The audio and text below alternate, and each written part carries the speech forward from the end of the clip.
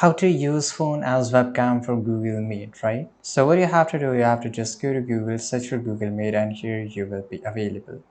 Then you have to click on new meeting and start an instant meeting, or you can choose a create a meeting later. But I will advise you that choose a new meeting. You have to allow all this stuff. And here you can see there's no access of camera, so you have to give the access of camera. So here you can see Meet can't use your camera because you have to go to the settings and give the access, right? So I will show you how you can do that.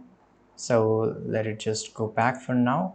Okay, and here inside the settings of your laptop or PC, you have to open camera, right? And here you basically this will get open to camera apps, so I will advise you just go to the settings, and then here in the search bar you have to search for camera.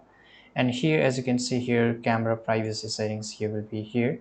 And what you have to do, basically I was using camera on my Brave, so you have to give the access right now. Then you have to go to the Bluetooth and devices, and here you have to go to the camera section, and here you can see add a camera network, right? So you have to look for search for cameras. So here inside the search for cameras, it will only search for the cameras if you have installed webcam app on your phone, right? So let me show you how to do that. So basically let me check here, and here let's say webcam, right? And here webcam in Play Store,